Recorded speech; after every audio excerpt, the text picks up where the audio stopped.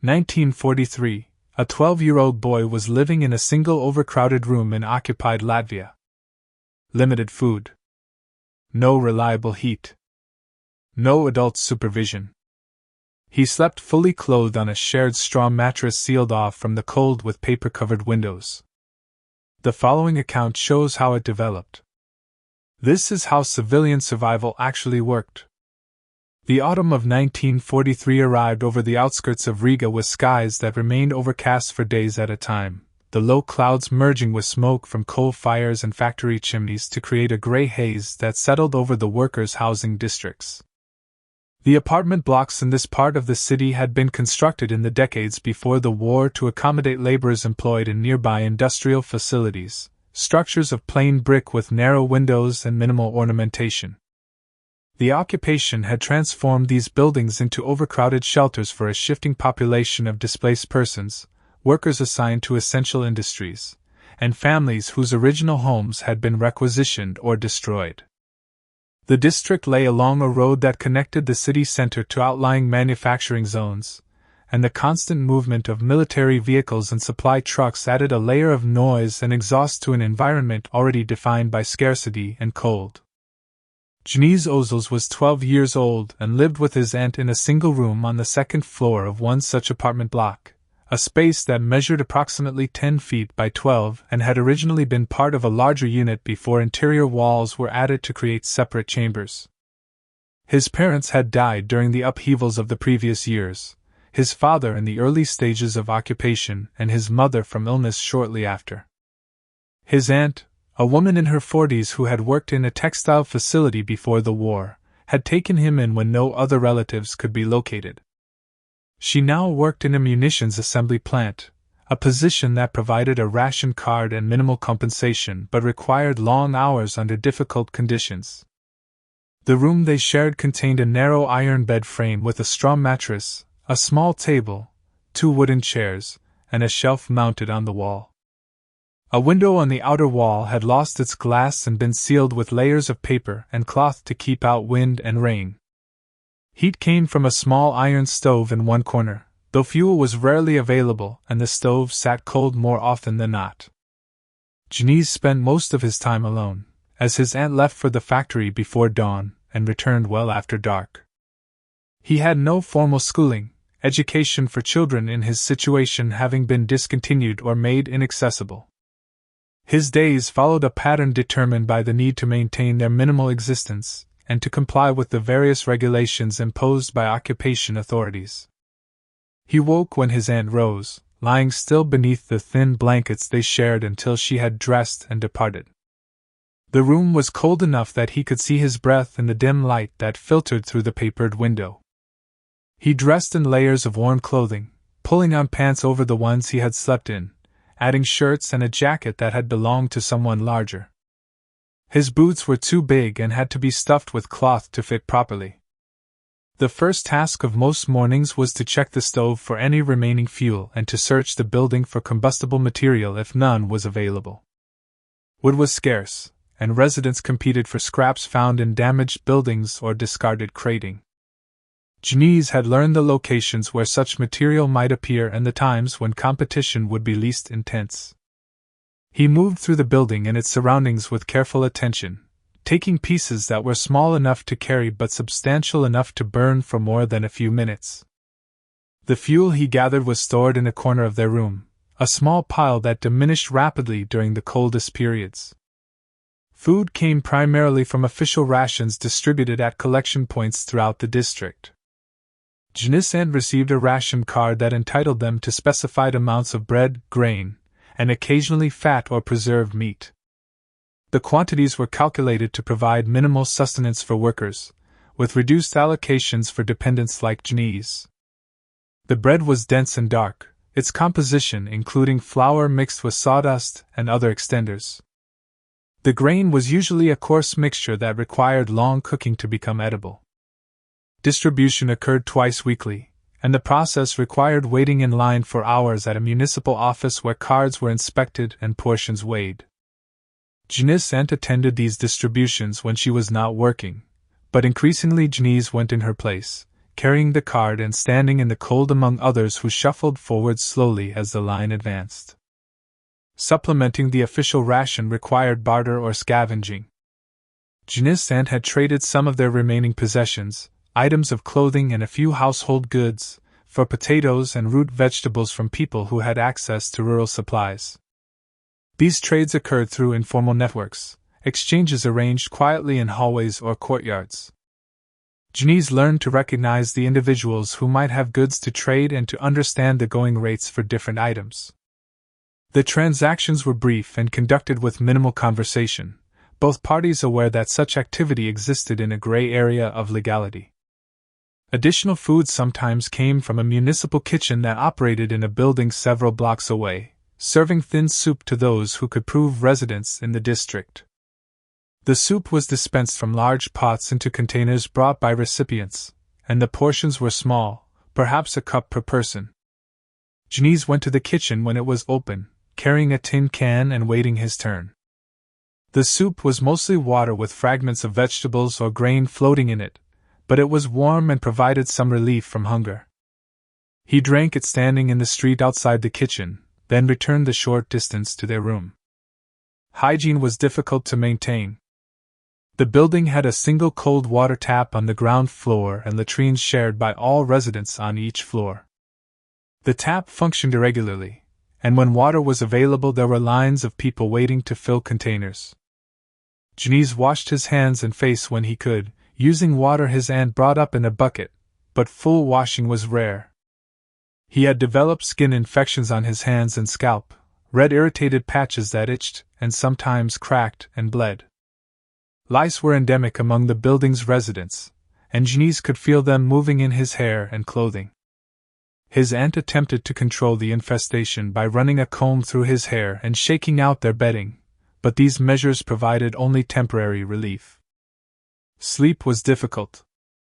The room was cold enough that Janice wore all his clothing to bed, lying beside his aunt on the narrow mattress with both of them covered by two thin blankets and their coats. The straw in the mattress had compressed and broken down over time, providing little cushioning against the bed frame. Janice woke frequently during the night, shifted position to relieve pressure on his hips and shoulders, or simply lay still listening to the sounds of the building, the coughing from other rooms, the movement of people in the hallways, the occasional cry of a child. Morning came slowly, marked by gradual lightening of the darkness visible around the edges of the papered window. As autumn progressed into winter, the conditions deteriorated. The official rations were reduced, the bread portions shrinking and the intervals between distributions lengthening. Janice's aunt came home from the factory looking increasingly exhausted, her face gray and her movements slow. She developed a cough that worsened over the course of several weeks, a deep rattling sound that shook her thin frame. She continued working as long as she could, understanding that missing shifts would mean loss of the ration card and possible reassignment to labor camps. But the cough persisted and her strength declined, and eventually she was unable to rise from the mattress. The days she stayed in bed marked a shift in Janice's role. He became responsible for tasks that had previously been shared or handled by his aunt. He went to the ration distribution alone, standing in line with the card and receiving the portions allocated to them both. He brought water from the ground floor tap, making multiple trips to fill the bucket. He searched for fuel with greater urgency, understanding that his aunt needed warmth. He went to the municipal kitchen and brought back soup, trying to get his aunt to drink it though she had little appetite, and the effort of swallowing triggered coughing fits. The room became colder as fuel ran out entirely. Janice burned what little remained and then had nothing. He wrapped his aunt in the blankets and coats, and lay beside her at night to share body heat. Her cough grew worse, and he could hear fluid in her lungs with each labored breath. She developed a fever, her skin hot to the touch despite the cold air. Janice did not know what to do beyond continuing the routines that had sustained them. He went out each day to collect rations and water, returned to the room, and sat with his aunt as she drifted in and out of consciousness. During this period the building itself became more crowded. The occupation authorities reassigned housing to accommodate workers being brought in from other areas, and additional families were placed in rooms throughout the block. A family of 3 was assigned to share the room where Janice and his aunt lived, a decision communicated by a housing officer who inspected the space and determined it could hold more people. The new occupants arrived with their own minimal possessions, and the room was reorganized to accommodate them. Janice and his aunt remained on the bed, while the new family set up bedding on the floor near the door. The presence of additional people made the space more crowded and reduced the already limited privacy, but it also meant there were others to witness his aunt's deteriorating condition. The woman from the new family, seeing that Janice's aunt was seriously ill, suggested that he seek medical attention.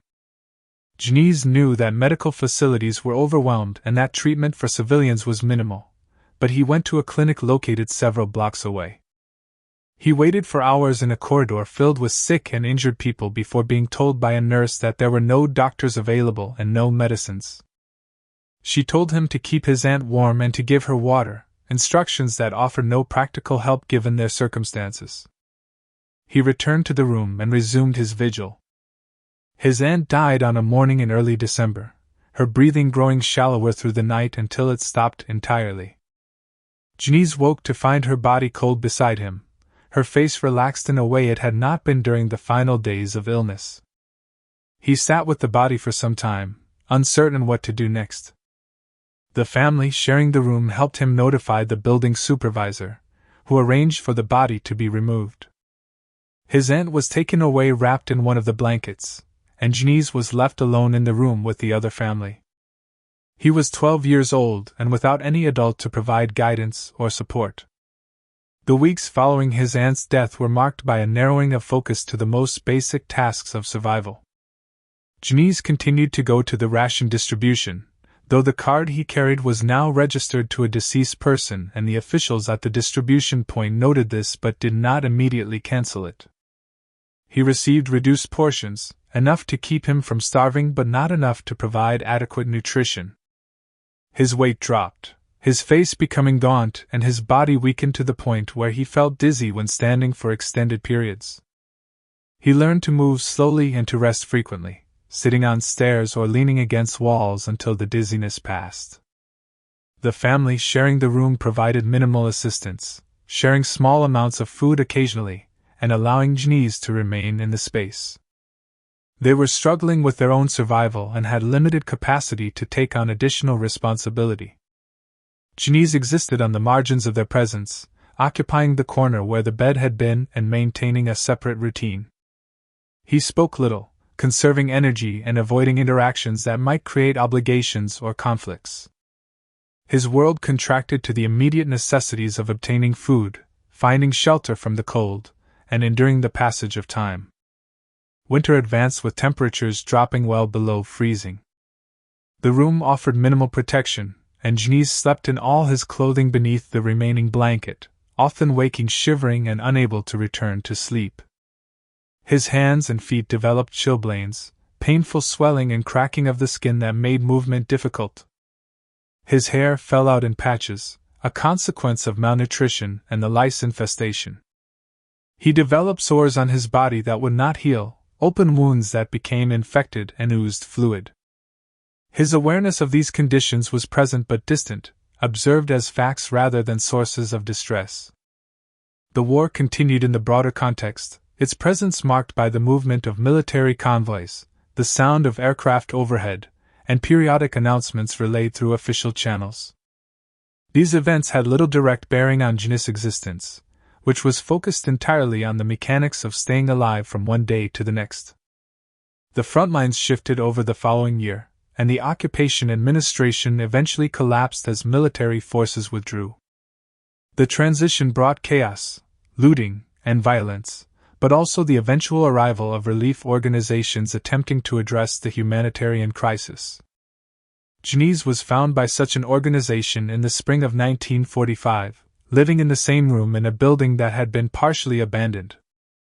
He was severely malnourished and suffering from multiple infections and parasitic infestations.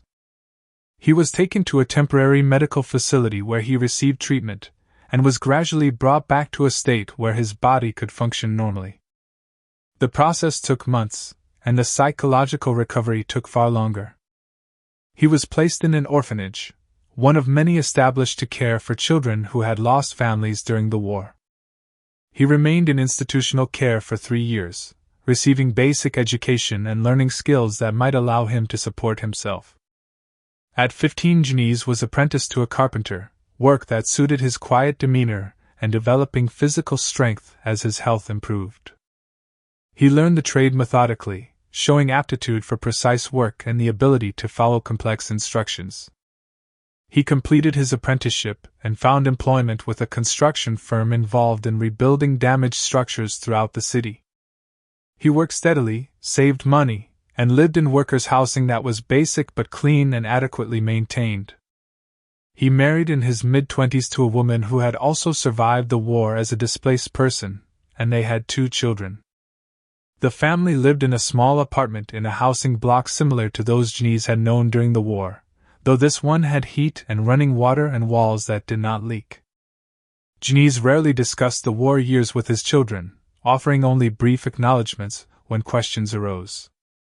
He maintained habits formed during that period, stockpiling food in quantities that seemed excessive to his family, repairing and reusing items long past when others would have discarded them, and becoming anxious when supplies ran low. He worked as a carpenter for over 4 decades, eventually running his own small workshop where he trained younger workers. He approached the work with meticulous care, building furniture and cabinets that were solid and durable, designed to last. He retired in his 60s and spent his remaining years tending a small garden and helping his grandchildren with practical projects, teaching them to use tools and to fix things rather than replace them.